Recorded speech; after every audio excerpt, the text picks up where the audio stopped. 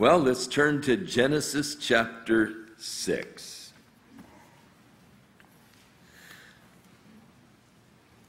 A few things that are interesting to consider. Methuselah was the grandfather of Noah. When Methuselah was born, Adam was still alive, and he lived for 243 years after the birth of Methuselah. So Adam probably knew Methuselah, or vice versa, quite well, having lived at the same time for 243 years. When Methuselah died, Shem, the son of Noah, was about 100 years old. So Shem was well acquainted with his great-great-grandfather Methuselah.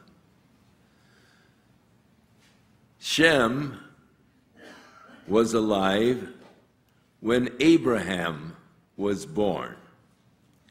Abraham was 75 years old when he left Haran for the land that God had promised to give to him and his descendants. And Shem was still alive when Abraham left. So Abraham was no doubt well acquainted with Shem.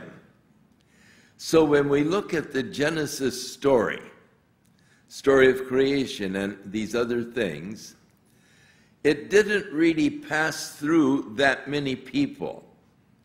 Adam could have passed it on to Methuselah, Methuselah to Noah, and or to Shem, actually, because they did live contemporaneously, and he could have passed it on to Shem, and Shem then passing it on to Abraham. So it didn't pass through that many people. And it's because of the longevity of life at that early time.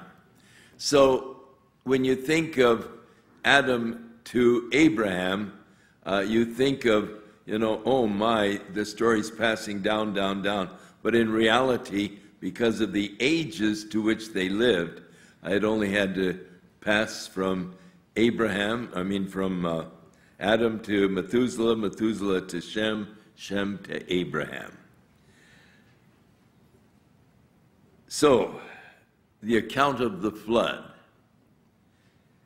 Abraham was no doubt very familiar with it, and they have what they call oral history. They would pass down these stories from family to family, generation to generation. These were the bedtime stories for the kids as they would relate the events that they were familiar with, how God manifested himself. So, here we are at the time of the flood, and Methuselah is still alive. And it came to pass when men began to multiply on the face of the earth, the daughters were born unto them. And the sons of God saw the daughters of men, that they were fair, and they took them wives of all which they chose. And the Lord said, My spirit will not always strive with man, for in that he is flesh, and his days shall be 120 years.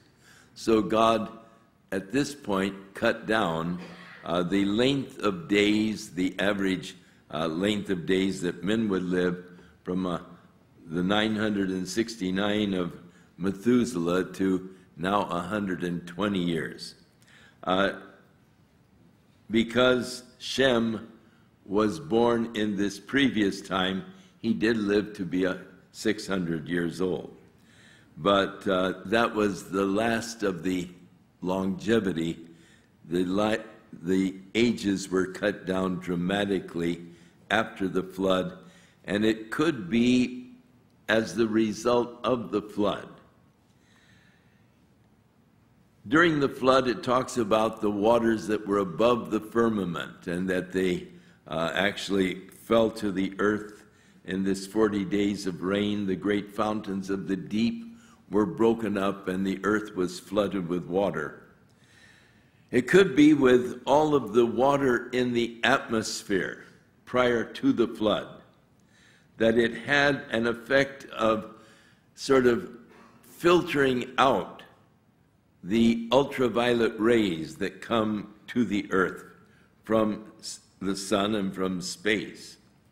And that this being removed did shorten the time that man did live. With the greater bombardment of the ultraviolet rays breaking down the cells of the body, that it did cause men not to live to the great ages that they lived before the flood.